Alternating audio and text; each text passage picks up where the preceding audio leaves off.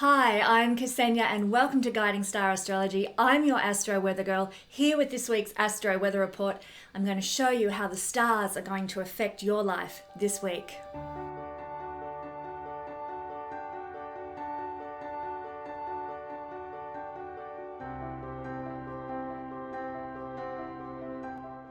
In my videos, I use both Vedic and traditional Western techniques with tropical astrology, not sidereal astrology. I also use the traditional system of whole sign astrology for my analysis. You can use this video to the best of your advantage by listening to the introduction to understand what the week holds for you, and then going to the timestamps for your sun, moon, and rising sign to get a more personalized forecast for the week ahead. Astrology is not designed to scare you. It's designed to give you information so that you know what the good and the challenging energies in the week ahead will be, and you can therefore consciously work with them to the best of your advantage. Remember, knowledge is power. Now, there are scammers about, and so if you should receive a message from me on any platform requesting your money for a reading, know that it is a scam. Report them immediately. And now settle in and let's see what the astral skies have in store for the week ahead. Well, hello, my lovely Astro family. Thank you so much for joining me for this week's Astro Weather. And this week we are looking at the energies in the sky that are unfolding between the 26th of November to the 3rd of December. Can you even believe we're in December already? I just have to share, I am wearing, like in December in Australia, it is summer, right? And I would be ordinarily wearing sleeveless tops and light fitting garments and things like that. I am in a winter jumper and I also have an undershirt on. So the weather has been crazy in Australia this year. It's been winter since July right up until our summer, which is December this week. So who knows what's going on? Actually, my good friend Danya Daniels is currently writing a book about declination, which has a great deal to do with the weather. So if you're not a follower of Tanya's on Facebook, do find her. She is amazing, and you're going to want to keep up with all the work that she's doing with her astrological research. Check her out. All right, I want to say a big thank you to everyone this week who has been praying for me, who has supported me, who has sent me messages of love. I did post this week on a couple of platforms about my Royal Stars Academy courses, which are all about astronomy. I should clarify that. I've got an introductory level that's currently available to people. It's going on sale in the next month. Do keep an eye on that. And then next year, there will be released level 2 of the Royal Stars Academy, which is the intermediate level. And it is going to focus on astronomy and how it relates to astrology, because they are one and the same thing. And it also focuses on predictions and making predictions and all the techniques that we use for making predictions. So you're not going to want to miss that. But I posted about this particular topic, the predictions, on a couple of platforms, and I just shared how difficult this year has been in my life. And I just had a flood of love, a flood of kindness, a flood of grace from so many of my followers, and particularly from a couple of very dear supporters, Natasha, the quantum healer who works with my channel, and also from Jamila, who does planetary washes and Reiki through the channel as well. And both of those gorgeous women reached out to wrap me in their love, and for you guys, I'm so thankful. I also have a couple of other people who have been supporting me through this terrible period of my life. And Joanna, I want to say a massive thank you in public to you, and also to my very dear friend Marty, who have really been my backbone through this time. So thank you one and all from the bottom of my heart. I am so grateful. Oh, and how could I forget April, my darling? Thank you so much. Your love and kindness and grace has just meant the world to me. So that's enough of the thanks, although we can never have enough gratitude in the world, can we? It makes such a difference. In fact, I was watching a documentary on water this week and how words of gratitude spoken to water can actually change the molecular structure of water. So we are water, and so the more gratitude we give to one another, there's a change to our molecular structure as well. So let's start giving love and gratitude where we can and change the world that way. So don't forget, if you are watching this video and you enjoy it, to like, share and subscribe to the channel, because then you can go into a draw to win a solar return report for November. We'll be drawing that in next week's video. Exciting times. So make sure you get your entry in. Do let me know in the comments that you've liked, shared and subscribed. Also, I want to say I'm so glad to finally be out of the eclipse activation season, which ended on the 22nd of November.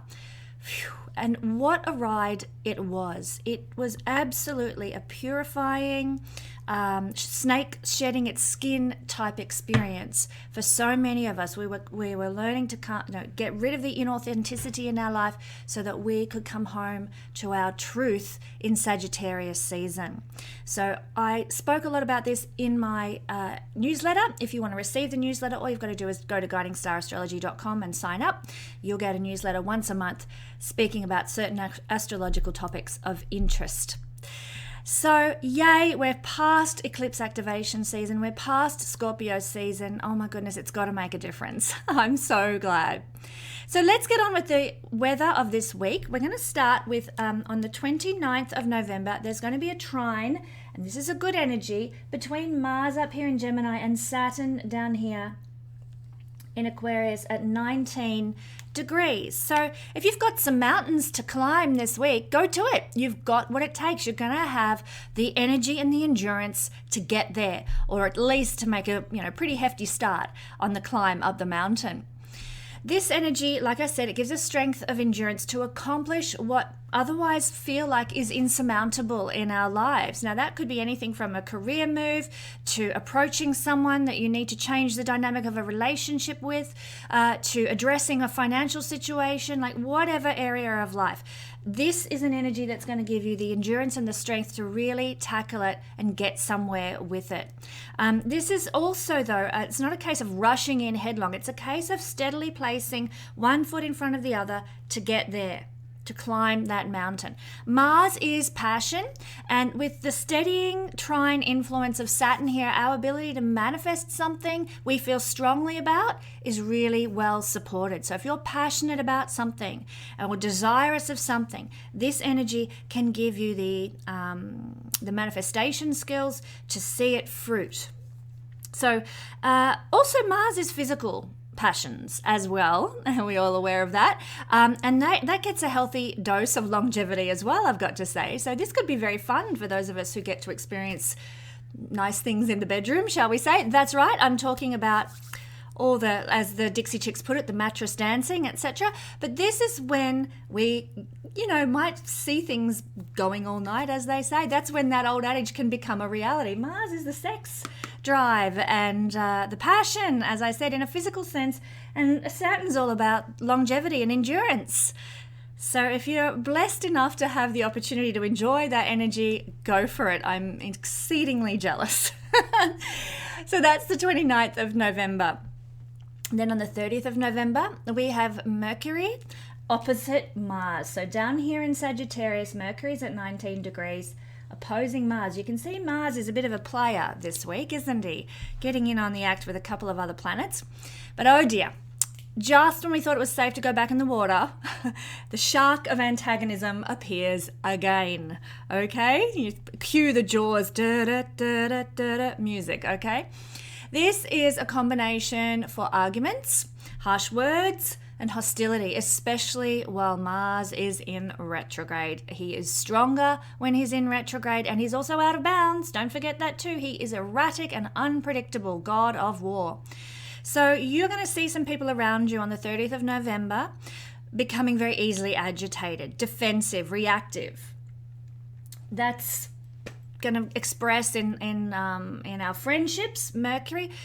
Venus is not far from this point as well, so it may also show up in our love lives, and could also show up very much in the words. You're driving down the road, someone cuts you off and you cop an earful, that sort of thing from them. So that sort of road ragey kind of stuff is what we can expect.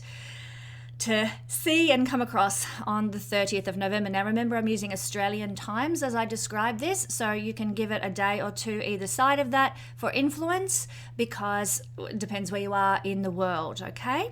And when that influence is going to be strong for you. But these things build up to a peak and then they sort of go down the other side of the hill, so to speak. So it sort of lasts maybe 1 to 2 days, this energy. Now, if you're seeing agitation bubble up inside of you, well, that's a sure sign that your soul needs a little tenderness. And so why not give it to yourself? You know, like something is pushing your buttons, pay attention. This energy is not in vain. It's not just to give us a hard time. This energy is to reveal to us where our buttons are being pushed and why, and then how can we address those things? How can we process those button pushing moments and learn how to transmute them? So you might like to, on this day, reach out to the people you love, the people who are gracious, the people who are kind in your life, and douse that inner fury flame with some positive pep talk, or just a bit of a discussion about where you're at and why you're feeling the way you are. That's a strategy for this day. Also, yoga is a really good thing to do because Mars is exercise. Mercury is quite a restless planet too. You could do some sort of gentle exercise or meditative walks. They're a great way to handle this sort of high friction energy. Or you could direct some mental restlessness into puzzles, into games. And if you're feeling agitated and on fire inside, you know what I'm saying, then you could soothe your body with cooling foods, cooling drinks, wearing softer colors like pastel pinks and that sort of thing, or pearly colors. This is also a wonderful Eastern astrology approach that can ease the fireworks of this transit as well. Then on the 1st of December, we have Venus opposite Mars. So I won't draw another line, but same deal. So they're kind of coming one after another. Firstly, Mercury on the 30th, as I said, of November, and then on the 1st, Venus follows suit. So this is an interesting one, and this is the one we're going to be talking about for the All Signs Breakdown. Did you fall in love in eclipse season with something, with an idea, with a dream, with a person, with a home, whatever? Did you fall in love? Well, I've got to say that this energy will be amping up that desire element. Now, whether it's sexy vibes because you've got the hots for somebody, or whether it's I really want to buy that house because it's my dream house and I just saw it's come up for sale and I just desire.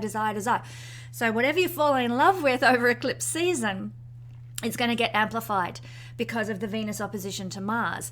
So let's talk about it in the context of love, perhaps. You could expect sexual tension. You could expect physical attraction to be on the cards. And if you're talking about a home or a dream or an idea, you can just expect that amplification of desire, as I said. Now, healthy relationships under this influence can actually really flourish on this particular day. So if your intimate relationship is going a-okay, then you're going to be very desirous of one another. You're going to want to hit the bedroom running. You know, it's really, really juicy energy for that sort of thing. But if your intimate associations are already a bit frayed heading into this is a day that's not going to do you any favors.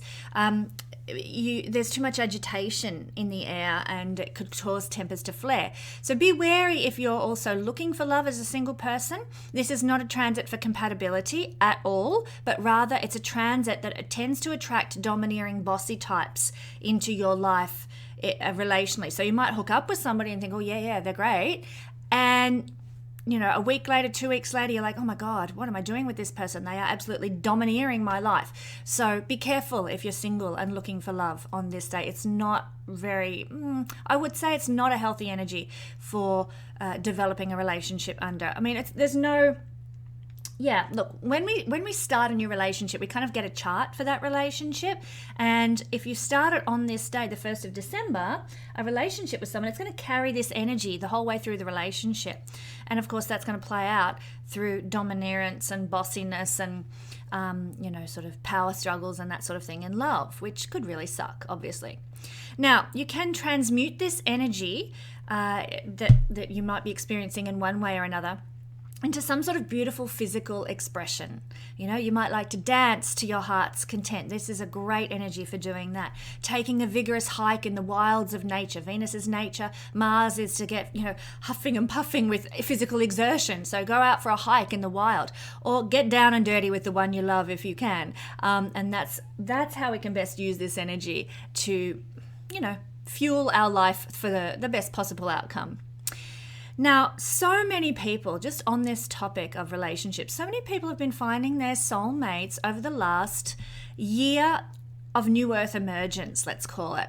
And now we are, with this combination here of Venus-Mars, we are now halfway through a cycle that began in July 2021. So think back, where was I? What was going on in July and maybe a couple of months after July 2021? Then that's when Venus and Mars were in a conjunction together around the sign of Pisces from recollection. Certainly, yes. So they conjuncted in July. It may not have been in Pisces. I can't think off the top of my head which sign it was in July. But by February and March, they'd separated and come back again and had a second conjunction. That's 7 months later, February, March 2022. They made a conjunction, and that was in the sign of Pisces. This was an odd occurrence at the time. I don't know if you remember me talking about this in my videos. And it was odd because at that time, the masculine planet, Mars, caught the feminine planet, Venus. That's unusual because ordinarily it is Venus that catches Mars when they come into a conjunction together, because Venus is a faster moving planet than Mars is.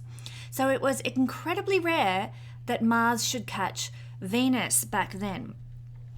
So at that time, it was also, like I said, only 7 months since their previous conjunction. So they conjuncted in July and then they conjuncted in February, March as well. That's not normal either. Normally, their romantic tete-a-tetes between the two lovers in the sky occur every 24 months approximately, not with a 7-month interval. So that was rare as well. So February, March was extremely rare for that reason. Mars caught Venus, firstly, and it had only been 7 months since they last connected. So as such, this began a very unusual Mars-Venus cycle, and this is what we're experiencing at the moment. Like all cycles in astrology, and every planet sort of has cycles that it works with in this way. But we had a conjunction of Venus and Mars, right? And now we've come around to a full moon opposition. So it's gone from a conjunction. We've had a square aspect at some point in there, and now we're at the full moon kind of fruition phase of whatever was unfolding in February, March. And this is why, amongst other things like eclipses and all that sort of stuff, but this is why we have been seeing so many huge relationship changes happening in our friendship circles, in our communities, that sort of thing. People are getting divorced. People are now finding their soulmates. People are finding twin flames, a love that only comes once in a lifetime kind of thing. Really exceptional and rare love experiences are what has been begun with the conjunction of this cycle. Venus, Mars, so unusual, so different. And that's why the love that comes during this cycle of Venus-Mars, which usually lasts around 24 months, the cycle, have been really exceptional relationships that you will only get once in a lifetime. So what has been established for you under this cycle of the two lovers? What has been happening in your life? You could even take it from July 2021 or July, August, around then, to, February, March. You could take it from February, March. What has been established in your love life that is unique, rare, and a once-in-a-lifetime experience? What's been unfolding in your love life since this union of the two sky lovers began? Well, now we're getting to the fruit. Now we're getting to the fulfillment. Now we're getting to the culmination point of this cycle where it's really blossoming for us.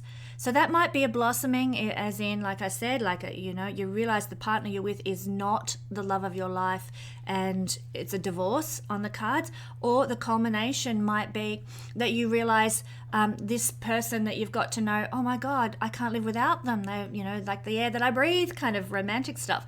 And you realize they're the one for me. So there's this fruiting energy here.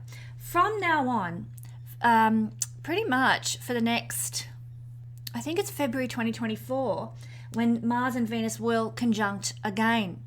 So we have another roughly a year of them beginning their waning cycle, their movement towards starting a brand new journey together that will occur in February 2024.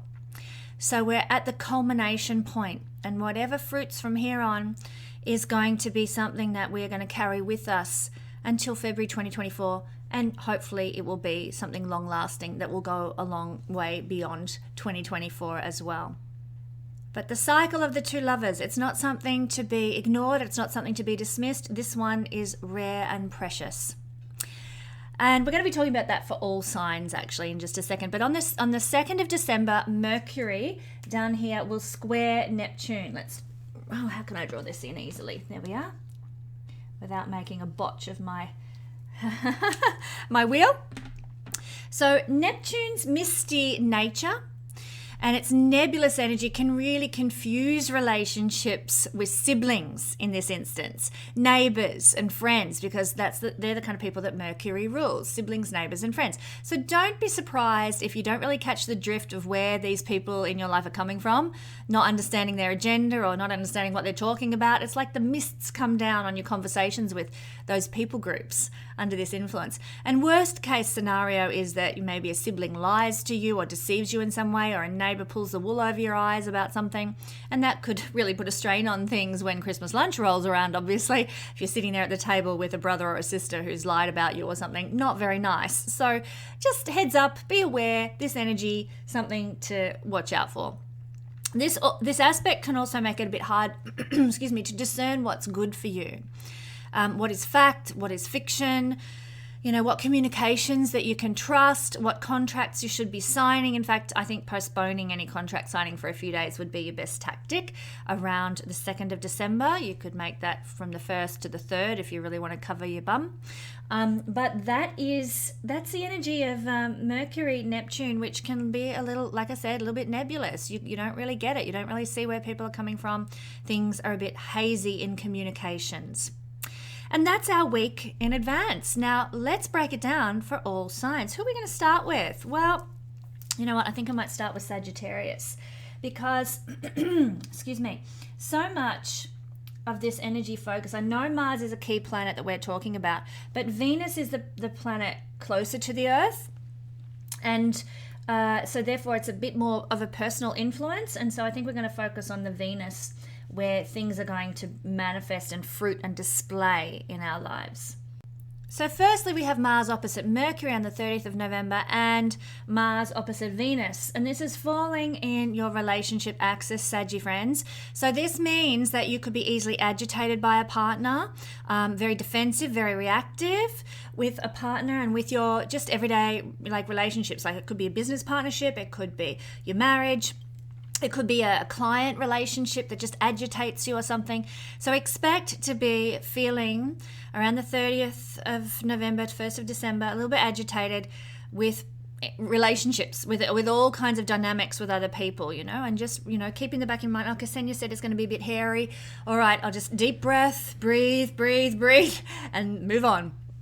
Now, you might find also that your soul needs a little bit of tenderness, Sagittarius, on this day. So don't forget to be kind to you, to just allow yourself space. Go for that walk in the park or by the beach or something like that and, breathe deeply, channel the beautiful Venus in Sagittarius energy of having a little adventure out in nature. That's what Sagittarius is, and take your body there, That's what the first house is, you in the body going into nature and having a bit of an adventure, whether that's, going for a surf, going for a hike, maybe going for a water ski, something that's really exhilarating to you, where you can get the blood pumping and forget about all this tension that's happening with relationships coming here. So be tender to your soul by invigorating the body this week to help you get through some of this difficult, tense energy. We could also find that our partners are being very bossy and very domineering under this influence as well. So they're trying to control us, they're trying to manipulate us, they're trying to tell us what we need to do with our lives, and that can really cause a lot of friction. The best thing I can think of with the influences of this energy is perhaps to, silence. Mercury here is going to be like really triggered to sort of come back with angry, harsh words. Maybe you could write down what you think, what you feel, and then give them a letter a day or two later. This is what I felt in response to what you said, and you just give it a bit of time to diffuse the energy. Maybe that might be an approach. Some of you might feel that it clears the air and helps a lot to actually respond and to, give them a piece of your mind, Sagittarius. Maybe that's a healthy thing to do depending on the circumstance, But what I'm really getting here is that there's going to be friction in the air, heavy communication, sexual tension of not in the good variety, I think, for you guys. Unless you're in a happy, healthy marriage, it's going to be sexual tension. If you're in a happy, healthy marriage, it's going to be sexual tension where you're like, right, I'm frustrated, I'm angry, and you have a fight, and then you have make-up sex afterwards. That's the kind of thing that will happen. If you're in a difficult, fractious relationship already, then it's really going to be a blow-up of the volcano, all right? So forewarned, forearmed about that. And as I'm trying to say here, I think the way you transmute it is get physical. Now, if you're in a yucky dynamic where you just don't want to even see the face of the other person, then get out, go, be in nature, recover that way, deal with it that way. Or if you are in a good relationship, get physical in the other ways that feel good by having that make-up sex. So that's what I'm saying for Sagittarius. It's also a great energy to instigate new things because I think you're fired up and there's a lot of invigoration that's with this energy. So if you have to instigate, I don't know, it could be instigating a new relationship. You could be really motivated that way to do so, because this is the house of initiation where a lot of this energy is coming from. So you could initiate contact with somebody. You could initiate, remember there's a lot of desire, as I said in the introduction, with this particular energy. So you could initiate a new desire-based relationship, a passion-based relationship. But remember, as I said in the introduction, it's not really a good energy you want to carry going forward in the chart of a new relationship, because it will create tension in that new relationship dynamic. So maybe it's just an energy of reaching out, shooting someone an email, hi, how you going, that kind of thing. But your initiation that might lead to, down the track, a new connection, a new relationship wouldn't go astray on this day. If you've been thinking about it, this is the energy to say, okay, I'm going to take a step forward. I'm going to take action. Mars is to take action regarding love.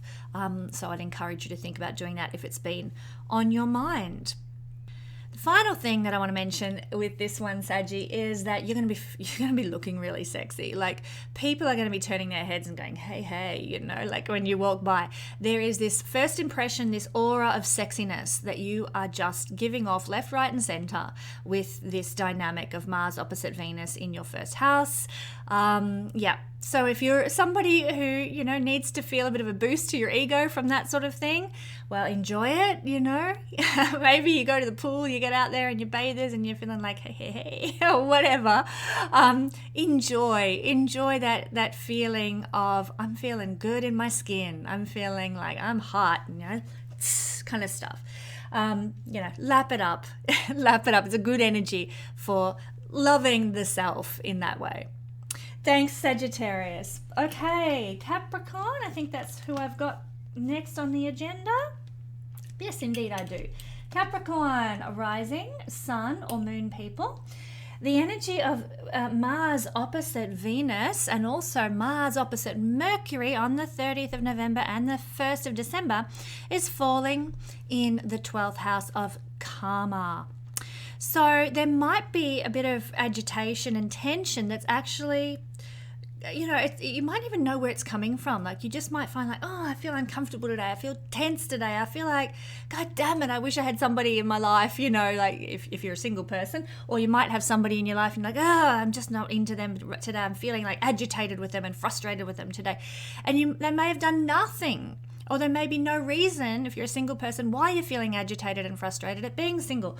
But it is likely that this might be some sort of triggering energy that is harking back to a past life. Maybe at a certain age you are, something occurred in a past life that caused a relational tension or a relational breakdown or a relational fight or something like that. And you, because it's happening mostly in your 12th house, you will be tapping into that past energy and feeling that past energy. So you might not be able to explain why you're feeling agitated and bossy or domineering or whatever, but it's because something is being activated from a past life. You may not know about it, but that is why. So you might be feeling really uncomfortable. So be tender with your soul.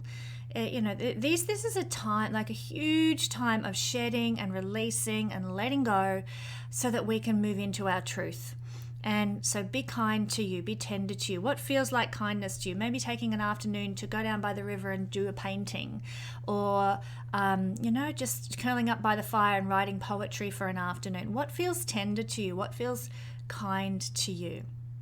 So do take the time for that. You might even find that if you do that, there's some sort of channeling that you might receive, some vision, some higher wisdom from angelic beings or past life ancestors or your past life self that really comes through if you just take the time to be tender, if you take the time to tap out under this energy. It could be very, very liberating for you, my beautiful Capricorn friends. Also, this is the house of bedroom pleasures. So for you guys who are in healthy relationships, I totally see you getting it on this week.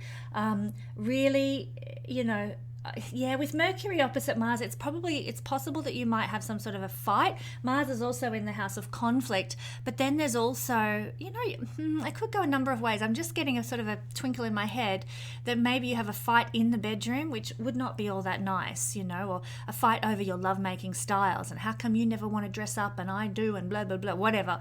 There could be some antagonism in the bedroom I'm feeling. If you can transmute that and sort of have a fight and then make it up, you could actually have a lot of fun with this energy. But I feel there's some some tension, some not coming to a place of agreement, and of course that can really kill the mood sometimes too. So it probably depends on the dynamic of the relationship you've got coming into that situation in the first place. You will be feeling highly sensitive about your relationships under this influence. You'll probably any little thing might trigger you, Capricorn. You mightn't express it out there verbally, like, oh, I'm really hurt, I'm really offended, but you don't want to hide those cues from your partner. You need to get things out. Be real, be honest, be authentic, be true. I am hurt. What you said really offended me. I know it's minor and it's small, but it really struck me to the core. Be real. Under this influence, because there's a heightened sensitivity, and when we're sensitive, things can really scar. Even the most minor little things that happen can really hurt us. So don't say, oh, that shouldn't worry me. If you're hurt, you're hurt. Put it out there on the table to be transmuted somehow. Some of you might have this. I've talked a lot about lovers and relationships because that's what Mars and Venus are all about. When they're tangling together in this cycle. But for some of you Capricorn people, there might be some sort of hidden enemy who is actually being really aggressive behind the scenes, being bossy, being domineering behind the scenes and pulling strings that you don't know about that are making your life tense and difficult, okay? So it's not going to be overt. You probably won't really know about it. So what can you do about that? Pray for protection. Put a force field around yourself. Protect yourself from attacks from other people. This is the house of open enemies and this is the house of secret enemies. And, you might actually need a bit of protection there. So visualize a force field around you. Pray for protection. Get some Palo Santo and, set smoking around you to sort of clear any negative energies away. Whatever you usually do that helps you with your energy field, do take steps in that direction this week, because it could be quite a heavy, tense, conflict-filled energy. And doubly so, again, just back to relationships, because Mars in the house of conflict and fighting and arguments and, people who are just, out to get us kind of thing. So it could be quite difficult. Make sure you're not martyring yourself, 12th house, for somebody who's being a pain in the ass in your life as well. All right, Aquarius Rising, Sun or Moon people. The energy of Mars opposite Mercury and Mars opposite Venus on the 30th of November and the 1st of December is occurring between your 5th house and your 11th house. Now, it's with people in these realms of your life that you might be getting very reactive and defensive, easily agitated by your friends, easily agitated by your children, sort of pushing your buttons, your lovers pushing your buttons, sort of causing a bit of angst and animosity in your life. So your soul might need a little bit of a rest from those people, some time out from those people, a bit of tenderness. So maybe it's time for just being on your own this week, Aquarius, going for that solitary walk in the bush, in the forest, or, taking a stroll along the beach just to be alone with your thoughts and have some time out, some breathing time. So if things sort of flare up between your social circles of friendships and, children and lovers, then make sure you take the time out that you need to sort of pull yourself back together. This is quite a difficult, fractious energy. There can also be some sexual tension with lovers, where you are just not seeing eye to eye, where you're frustrated by your lovers. Lovers might be behaving bossy or domineering. You could be behaving bossy and domineering to your loved ones as well. This is an energy that can express through you as much as it can through other people. So I would just encourage you to be conscious of that, because knowledge, as we know, is power. Your ability to network, usually when the sun's in Sagittarius, we put a spotlight on our ability to connect and to network, to create new links in our life and sort of advantageous relationships. But it's not really the week for doing that, because you might come across a bit harsh. You could come across with the wrong sort of impression. I would also add that's possibly because of Mercury to Neptune here. That's going to play into this a little later on in the week. So, make the most of any networking opportunities that you've got. And I'd never say ignore them or, avoid them, but just realize they're probably not going to get you what you need, because your energy will come across in a way that's not going to really click with the other people that you're interacting with and meeting with. So heads up about that. I would also say it's not really the week for initiating joining new groups or organizations or clubs or political parties. It's just not a helpful energy for that sort of thing to be happening in your life. Postpone it a week and then things will be great. Wealth is made from the 11th house as well, but it's wealth from our contribution to the world. Now, this is a very agitated and, as I said, defensive kind of reactive energy. So you might be feeling quite frustrated this week at your ability or inability or restrictions or blockages on making a prosperous life for yourself, making wealth for yourself, or frustrated by the stock market in some way this week. There's a lot of frustration here, and you might be sort of very easily agitated over those topics. They might cause a lot of angst to you. Money, wealth, stock market, prosperity. Equally, your dreams, your ambitions, your wishes.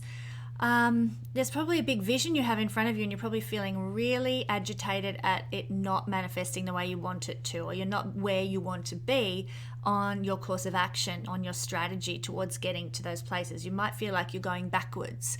There's a Tame Impala song that goes, feels like we only go backwards.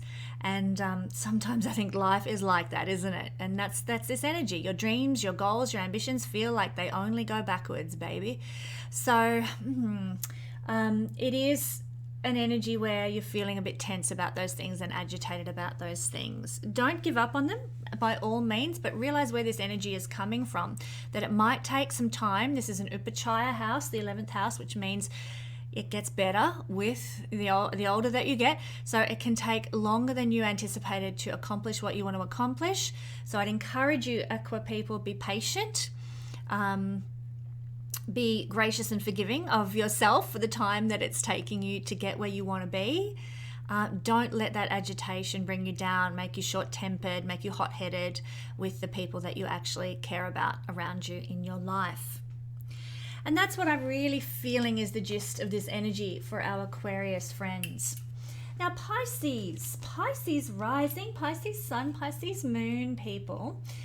We have the energy of Venus and Mercury opposing Mars, falling in our 10th house.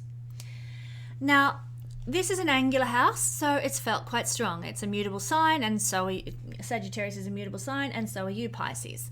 So there is this, it's just going to express strongly for you. This is where you're going to feel agitated, defensive, reactive, and maybe quite restless, I would say, as well. This might be with a position of responsibility you've been given. You might be like, I'm sick of having to carry this load. I'm sick of having to always be the one to make the decisions. I'm agitated about that. I made a decision. It hasn't gone well. Now I'm feeling defensive about it. That is the energy of the 30th of November and the 1st of December, okay? Easily agitated, very defensive about something to do with leadership, something about decision making, and something about having to wear the pants and be in a position of authority. I know as a single mum, a lot of the brunt of parenting falls on my shoulders. It's really tough, because if something goes wrong, there's no backstop. It's just you. And so I can see how this will be playing out in my life. And because of that, I want to encourage you, my friends, be tender with your soul. If you're feeling like weighted down by the burdens of life and it's agitating you, be kind to you.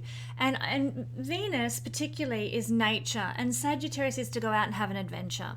So, take the time to go for that walk in the woods, go, climb that hill and get that view from the top or something that just helps you, take in a different perspective of the world, see things from the big picture perspective, Sagittarius, get a new line of sight. Do whatever it is that sort of gets the blood pumping and the adrenaline going to help you get some perspective, okay, under this energy. So yes, we're also talking about career with this placement as well. So this is the house of what we need to do to gain respect and success. And you might have been taking steps not only in a position of public authority, but you might be taking steps towards more recognition, more fame, more notoriety, more success, or steps towards a legacy that you want to leave for those who come behind you. And let me just say, you're probably going to be frustrated because of this energy. I'll give you a really good example. I've been putting together the videos for the Royal Stars Academy, which I'd love to, see you all there and being students of astrology with me. But I've been putting videos together for the Royal Stars Academy. I have had trouble with my equipment, and this is the legacy I want to leave. I want to leave a legacy of a fabulous astrology school that's, producing some of the wisest, most knowledgeable astrologers and counselors out there. But my legacy is impeded by problems and frustrations with my equipment, with my programs that seem to be malfunctioning for no good reason. And so there's a prime example. There's a frustration and a tension with me being able to produce the legacy that I aspire to leave. And it's impacting my ability to, keep going and keep climbing that mountain with my career. So that's an example. You might have a project you're working on. You might have a desire to leave something of significance for those who come behind you. And there is some frustration about that, some blockage to that, some tension around that, something you're getting agitated with around that. Don't be surprised if that unfolds on the 30th of November and the 1st of December in your life. Now, also, this is a house of our parents. In fact, sorry, it's an axis of our parents, mother, father, parental axis. So there could be some agitation with parents, some tension with your parents, or in your role as a parent, I might add as well. So you might be feeling a bit defensive towards parents or reactive, towards your parents. They could be being very bossy and domineering to you, or vice versa. You could be being bossy and domineering to either your parents or to your children as well. And so be conscious and aware of that. Hang on, I'm coming across as a little bit up myself and a little bit of a know-it-all here. I need to rein that in. Or if they're being that way to you, swallow it with a grain of salt and say, hey, it's just the energy of the day. I'm going to be the bigger person here, and just overlook that misdemeanor and be forgiving. You're very good at that, Pisces. Forgiveness is, your bag. Don't know how we do it all the time. I was going to say, I don't know how you do it. I probably need to do it more myself. Yes, but parents is where we're going to see a lot of this expressed. There could be something upsetting, some hot words with parents, some hot-headedness with parents. Again, be tender and kind with your soul. If that unfolds, don't take it to heart. I would also suggest being very conscious of, speaking before you think. Please don't go there. Please take time to think about, they really pissed me off, but I'm going to watch my words, I'm going to bite my tongue, and I'm going to be respectful, and so on. So you're good at that, Pisces. You're very, very good at that. Don't deny yourself. Remember, if we squash down our emotions, it often leads to health issues in the long term. So you do need to express what you're feeling, but do it in a diplomatic, gracious way. You might need to write a letter and then give them the letter, and then you've got time to think about the words that you're saying and the way you're phrasing things, so that it doesn't come across as a kick in the guts. Okay, so yes, parents and responsibilities and career are where the focus for all this tension is being directed for you this week, Pisces. Aries Rising, Sun or Moon people. The energy of that's going to stay. Yay, go you, Aries.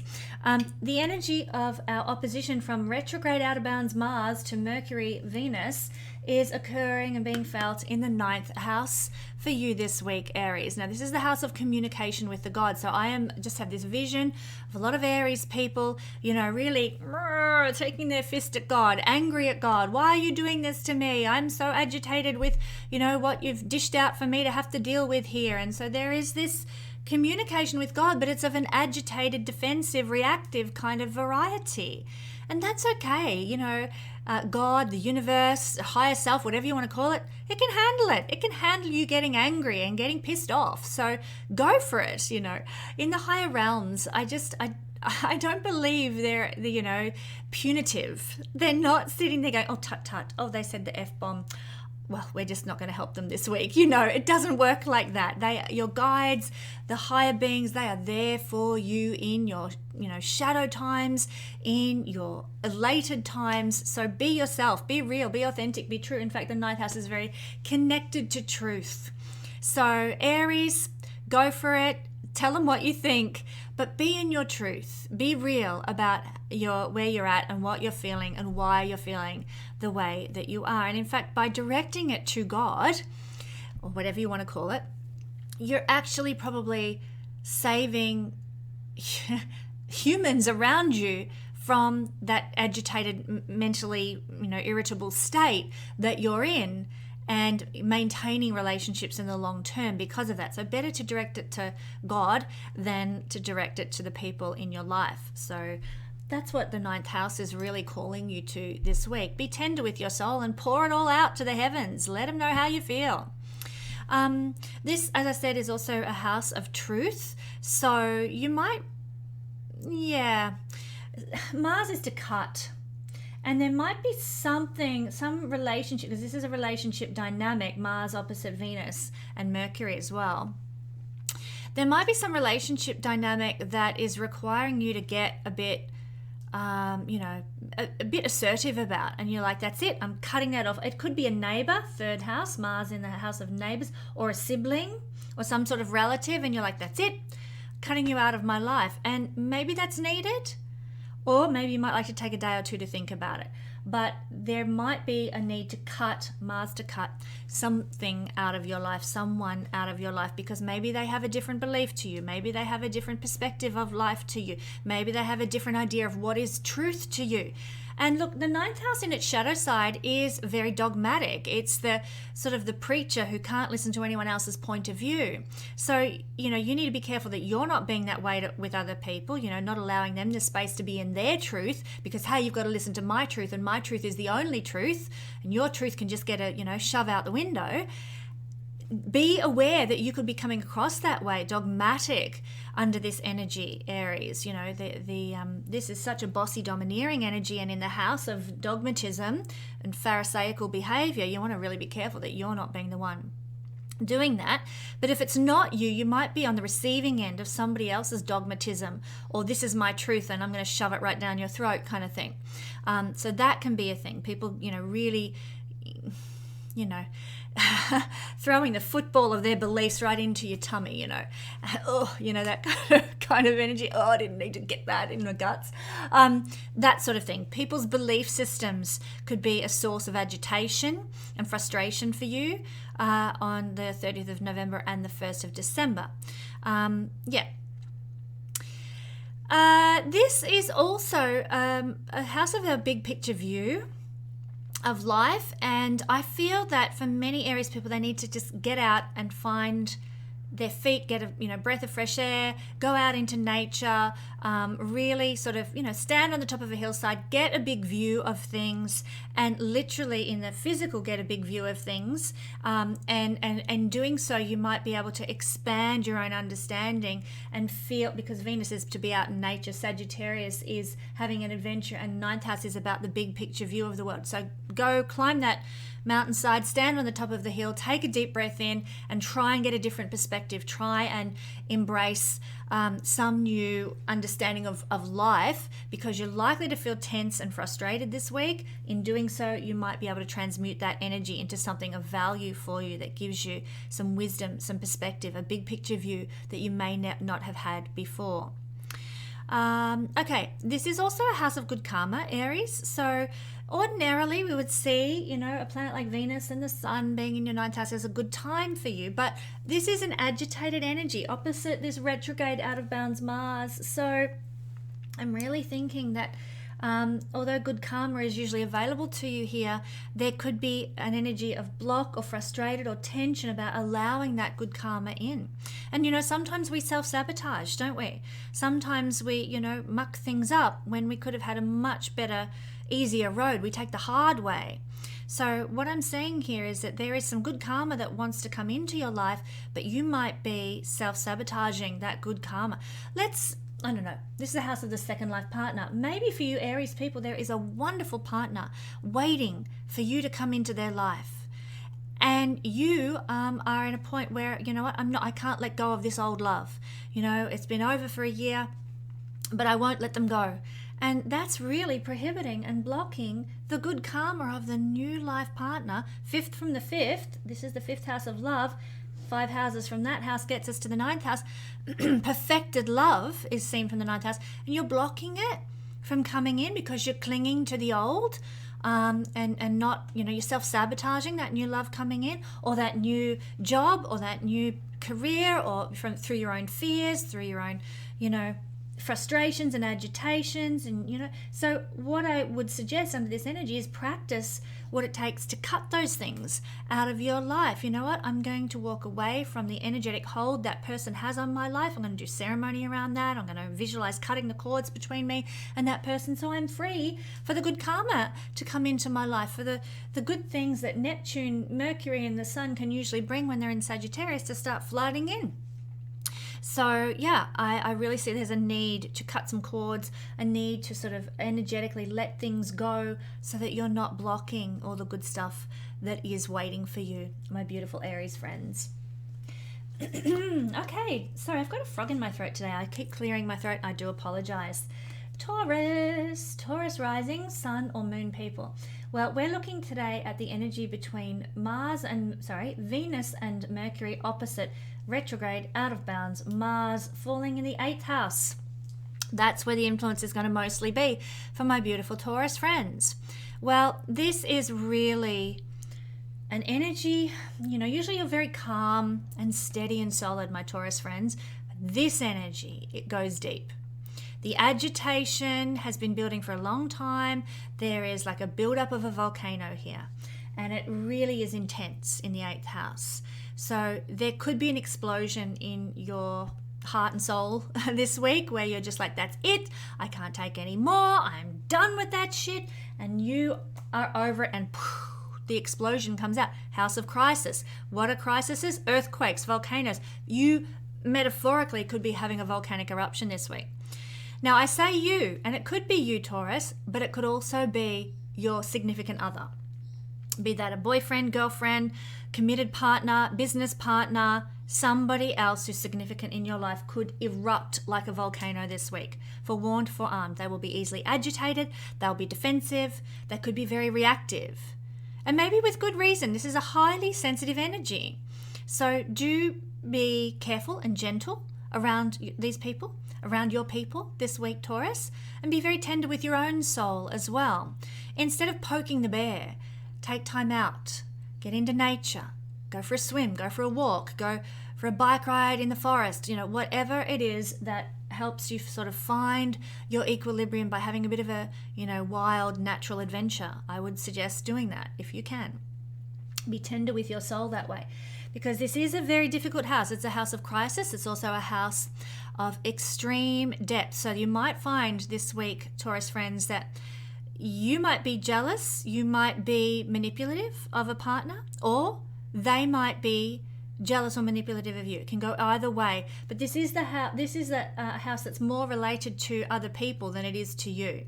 It's the second house from the 7th. The 7th house is other people, and 1, 2 houses means their resources for living. So you might find that people are very defensive about their money, very defensive about their book collection, or defensive about the food that they eat. And they're like, don't you tell me what I should eat. If I want to eat this, I will.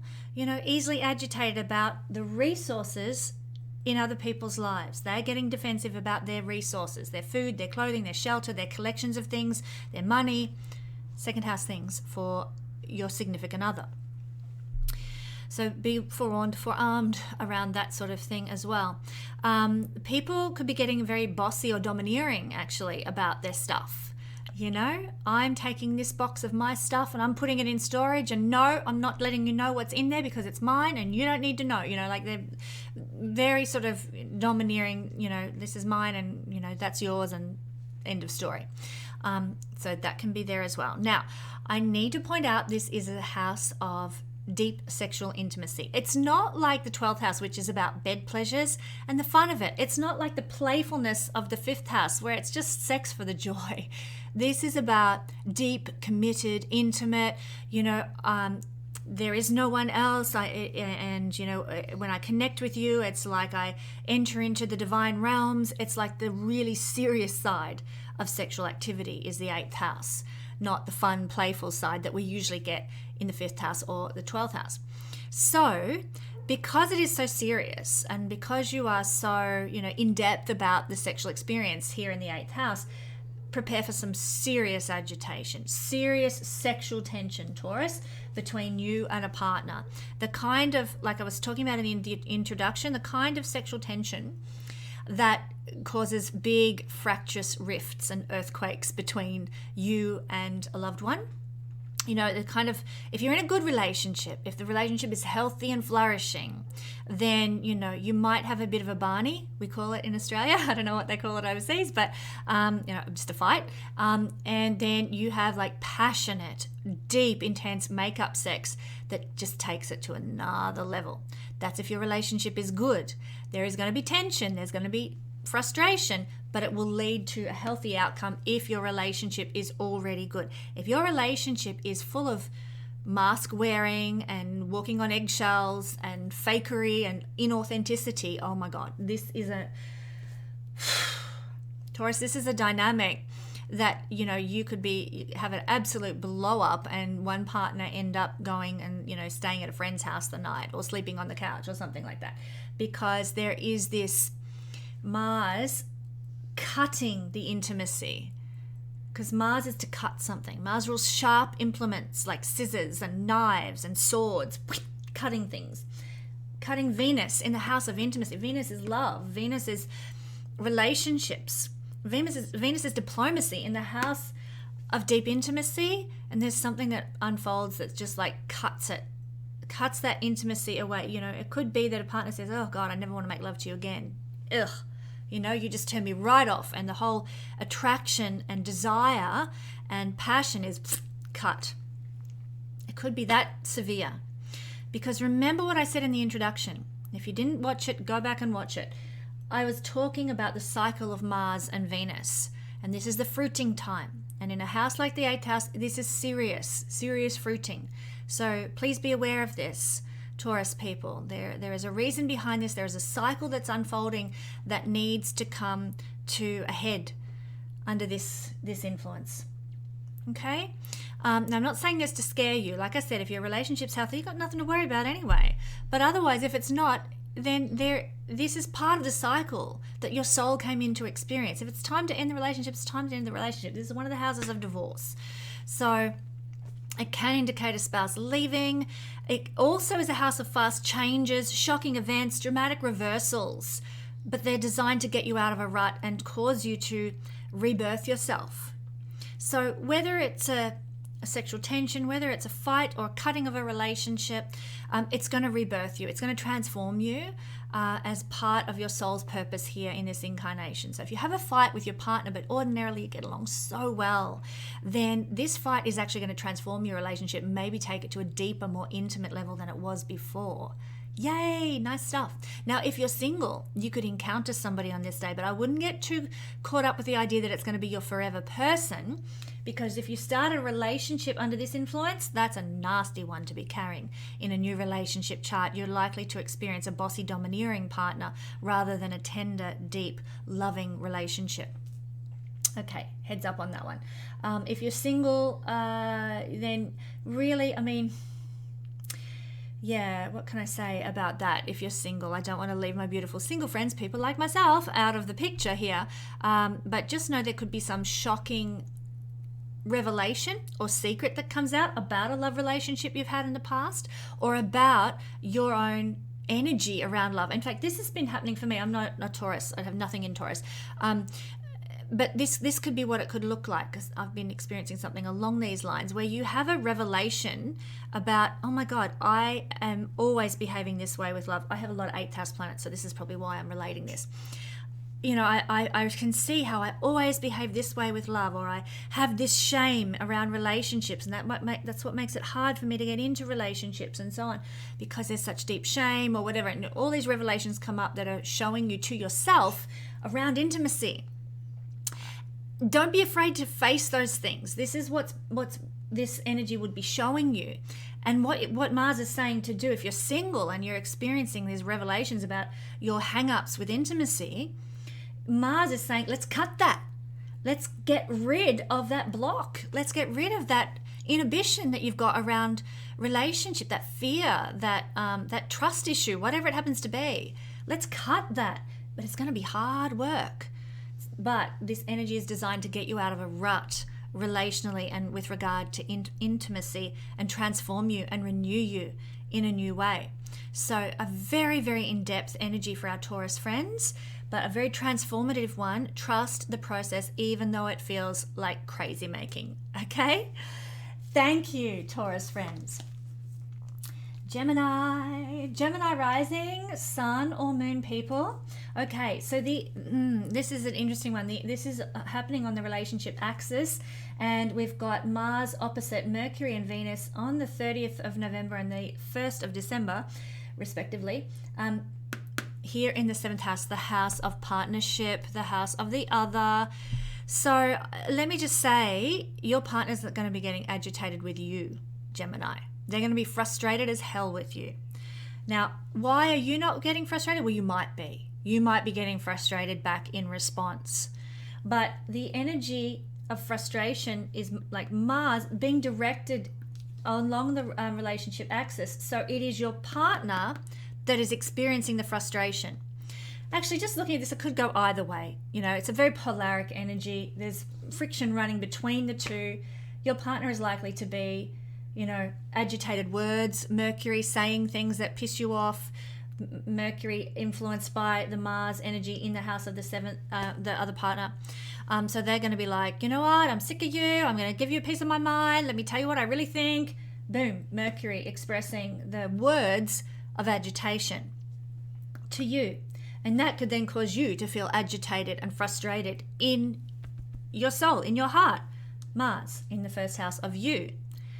So that's one way that can happen. And then Venus being here causes sexual tension as well. So there is some kind of agitation between the two of you sexually, not in a good way, I have to say. I really think if you are in a partnership, Gemini, that this is going to be a very make or break week for you. Things are coming to a head big time. And they're coming to a head because back in February 2022, we had a conjunction of Mars and Venus. And now we're having the opposition.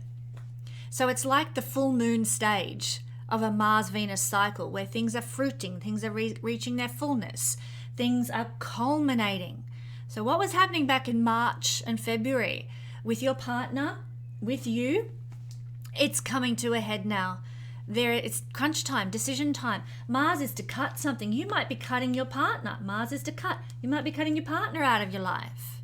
Or you might be cutting something, a relational dynamic that just doesn't help you out of your life. That's it.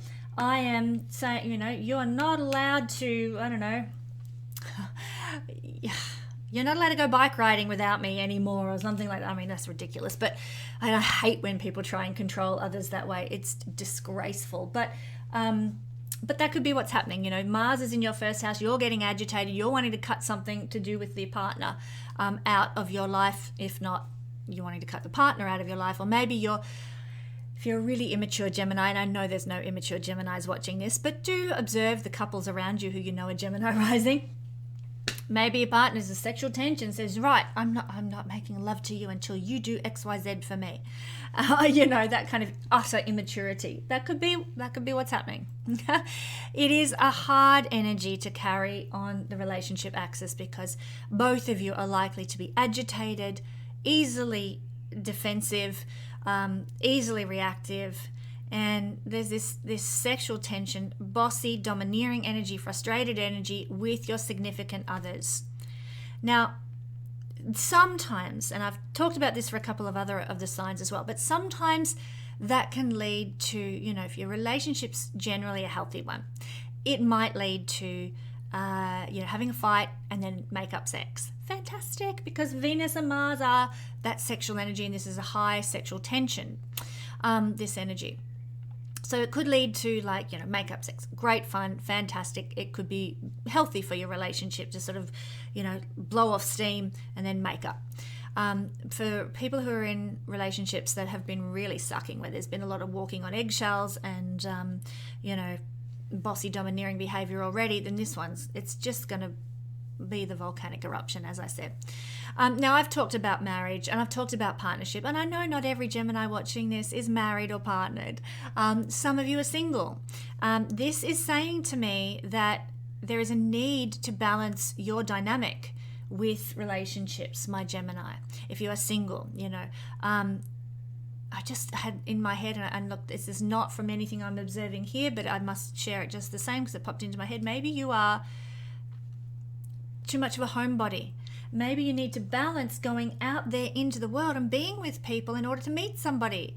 And maybe this Venus-Mars energy, might give you the chance to go and do that. The tension builds so much, like, I wish I had a partner, I wish I had love, and there's no one. And it forces you that's just it. I'm going to go down and go to the local astrologers meeting and try and meet some other people who think like me. Or I'm going to go and, to a philosophy group or whatever it is that floats your boat. And you just that's it. I'm busting out. I'm cutting the blocks, Mars, to cut the blocks between you and other people out there.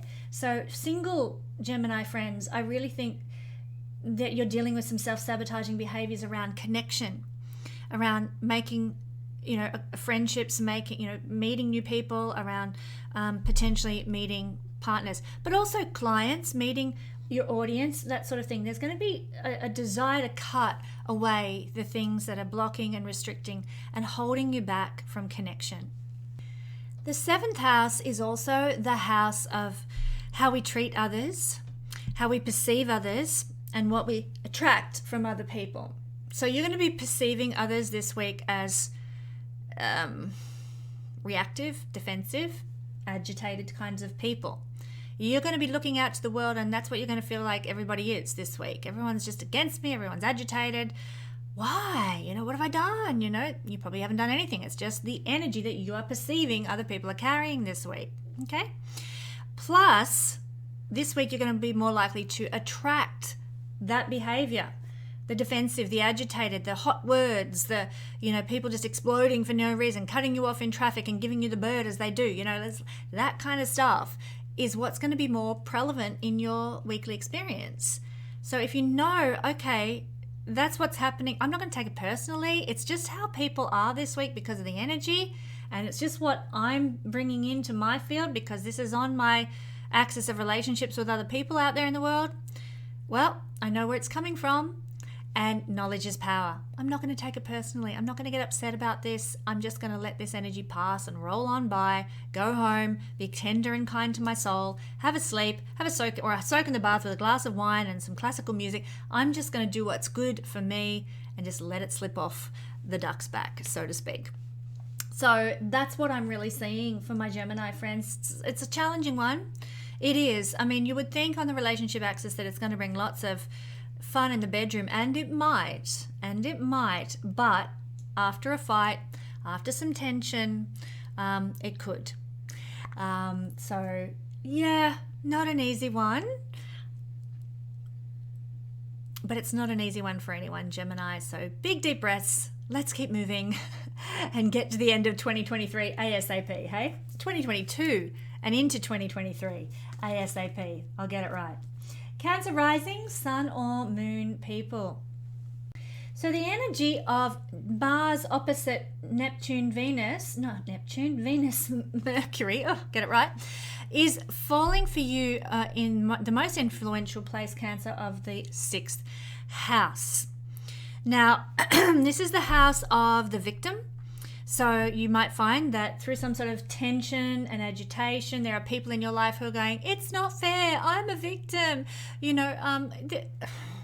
I have these issues and you should be careful of me, and and it's like victims all around you, okay? And there's this tension and agitation and frustration with, oh my God, would you just grow up kind of energy. And now you Cancer people are so patient and loving and tender and parental and kind to people in your life, but it might just blow your top this week, that sort of where kind of attitude. I know it would blow my mind. I'd be like, enough already, own your own issues and deal with them. Oh God. Anyway, but the reason I'm saying this, Cancer, is because there is such a tense aspect, not only between Mars and Venus, which could be indicating relationship tensions and conflicts and imbalance and problems and victim mentality in a relationship, walking on eggshells kind of stuff, but also Mercury's there. So there's going to be some hot words, and there's going to be like, I can't stand this anymore, let me give you a piece of my mind kind of stuff. So this is a house of hard work. Relationships this week for you, my Cancer friends, are going to be really hard work, okay? Hard work, imbalance, lack of sophistication, disagreements, lack of harmony. That's 6th house energy in a really agitated, tense state because of this opposition with an out of bounds retrograding Mars. Okay, so there's going to be some struggles in relationships. We know this. There also might be some issues around health and well-being. Watch your sweet tooth. You might have a blow up with somebody at work, somebody sort of really behaving like an aggressor at work, and you come home and you're like, oh, that's it, I bought 4 blocks of chocolate, I'm just going to sit here in front of Graham Hancock's wonderful new documentary and I'm just going to guzzle up all that chocolate and a bottle of Coke and just, sweet tooth, Venus in the house of diet and health and well-being. Not a good combination when you're feeling frustrated and agitated. And, you do need to be kind to yourself. You do need to be tender to yourself under this energy. Absolutely. But I would encourage you to do something physical. Sagittarius can relate to physical activity, but out in nature, go for that walk. In the bush, take that swim, do something healthy, do something full of exercise that's going to support your body and your well-being, rather than just, blow out that Venus sweet tooth curling up on the couch with, a bottle of wine or something, or a block of chocolate, as I tend to do.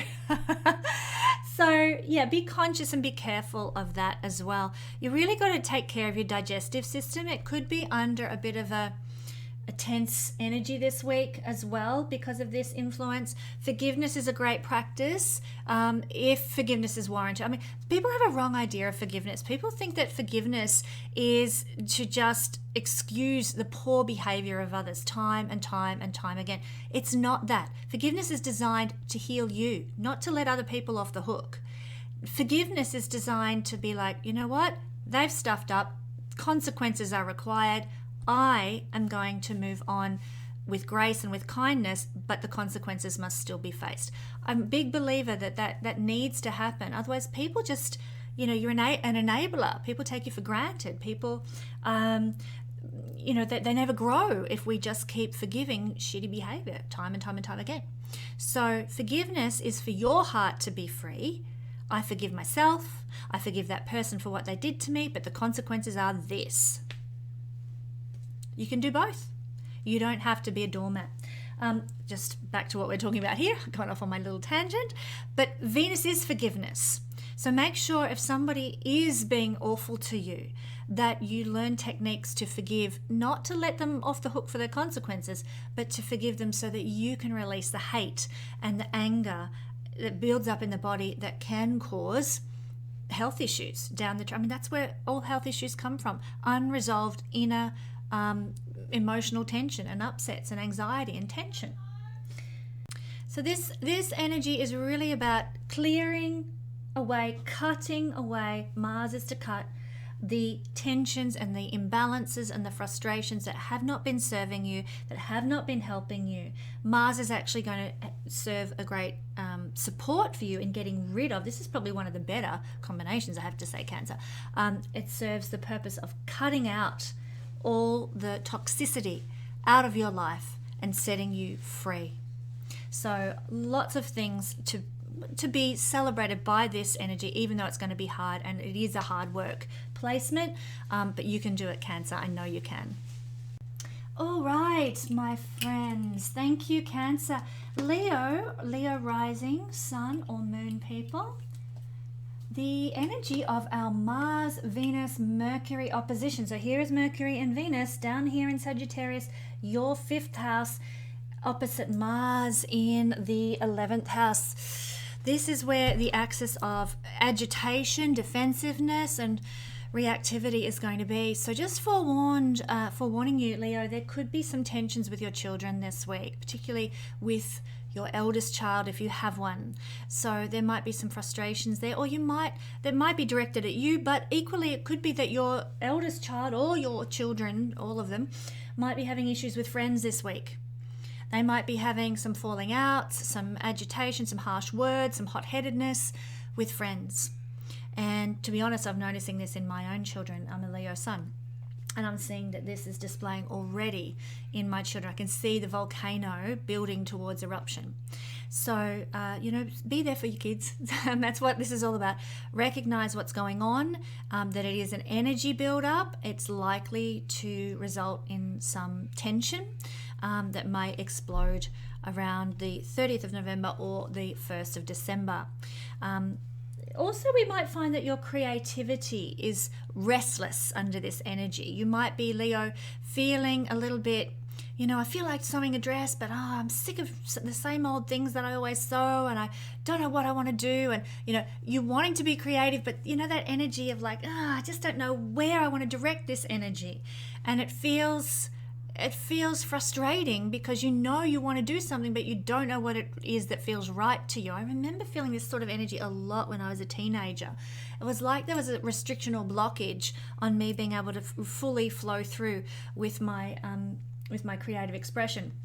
So that's what might be coming out under this energy. Mars might be even cutting out some of your creative expression. Like Venus is fashion, and if fashion, which I've just given you a demonstration of with sewing and what have you, if fashion is how you like to creatively express yourself, Mars could be causing you to feel a blockage there, or like you might even be saying, some of you Leos might be saying, that's it, I'm sick of this cupboard full of clothes from 10 years ago and I'm going to cut and restrict and block and get rid of all these clothes. You throw them out and then you're like, oh, hang on, I loved that dress or I loved those shoes and now they're all gone and I'm so annoyed that I have cut Mars out fashion, which had been my form of creative expression. This is just an example. So it could be another form of creative expression. It could be that maybe you love painting or you love drawing, for example, and you've got a big wad of drawings that you've done or a folio of drawings that you've done, but Mars brings about this tense aspect and you're like, oh, I'm sick of these cluttering up the place, and my bedroom's full of all these bits of paper with my drawings and I'm just gonna give them away, or I'm gonna put them in the bin or whatever, and I don't need all this stuff, and you cut some form of creative artistry and expression out of your life that you then regret. So just be careful, Leo, about sort of getting a bit too vicious with cutting things out of your life that are actually a form of your creative expression. All right? So that's one way this can express. The children are another way. The lovers are another fifth house thing too. So this is a tense aspect for sexual tension, because this is a house of playfulness when it comes to sex. It's sex for the fun of it, for the joy of it, for the invigoration that it brings to your life, that sense of fun. And so there might be this tension for some Leo people around this is not fun. I'm not enjoying this. This feels like a heavy energy to me, or a blocked energy to me, not a playful, joyful, fun, natural expression. So be aware that might be how this is expressing for you Leos as well. And forewarn your lovers, your partners about this too. Like, unless it's playful, unless it's fun, unless we like, there's some sort of games or foreplay or whatever involved, I'm going to find it very agitating. If it's just a roll over and give you a hug and you're like, oh, okay, now I know what they want kind of thing, it's going to really perhaps cause an explosion or an eruption between you. It's like, I'm sick of this, that kind of stuff. So I'm really talking about the nitty-gritty of sex here with this reading for all signs. But Mars, Venus, that's what we're talking about. That's where it's at. And so bring the playfulness in. Without it, you're going to get frustrated. Without it, there's going to be some tension. You've got to have that playful energy, a dressing up or kinky games or whatever like that. Bring it in and make something of it. Make it playful, because without it, it could cause a big eruption of frustration and agitation between you and your lover. Okay. It's also an energy, and you take this or leave it, of being able to really go into sort of using bossiness or dominating effects in the bedroom, so to speak. And for some people, they get off on that. They like that. Some people don't. So, communicate with your partner before you go into all this sort of thing. But that's an energy that might express in your bedroom games perhaps as well. And what's wrong with that? But this is also a house of ego validation, the fifth house. And it is possible for some Leo people that there is a real, not anxiety, but an agitation. Like the ego gets pricked. The ego gets, popped under something that happens around the 30th of November, the 1st of December. The real deflation of ego that can happen, particularly pertaining to love relationships or, sexual issues or something. So that can happen for some Leo people too. Remember, it's just an energy. It will pass. This is not a long-term thing. Do not take it personally if something deflates your ego. Just see it as an energy of an opportunity to learn and to grow out of the difficulty, out of the challenge. Now, this is also a cycle, Leo, of fruition. Remember, I spoke in the introduction about how a cycle was beginning back in July 2021, and then also we have a reset of that in February, March 2022, when we had a conjunction of Mars and Venus. Now we're at the full moon phase, if you like, of Mars and Venus, where they're opposite. So we're reaching this fruition phase of the cycle that began back then. So there's a culmination. And because it's falling now in the house of love, romance, dating, it might have something to do with those things in your life. There might be a culmination of love or romance or dating happening in your life. Maybe, I don't know, let's use an example.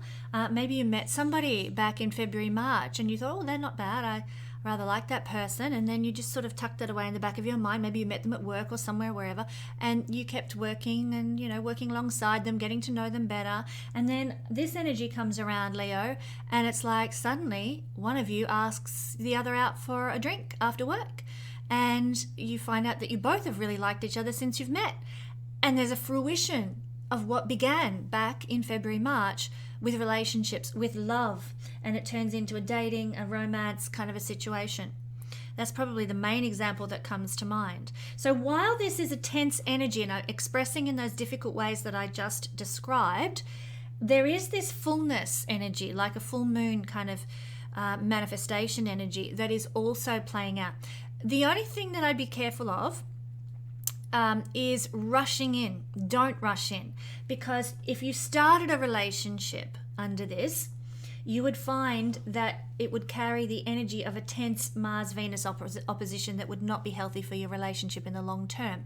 So instead, I would say you find out that you like each other and maybe take it slow and agree to date for a while before becoming official, let's go out to the movies and get to know each other socially rather than at work for a couple of weeks until Venus is sort of up here and moving into Capricorn and no longer in opposition to Mars.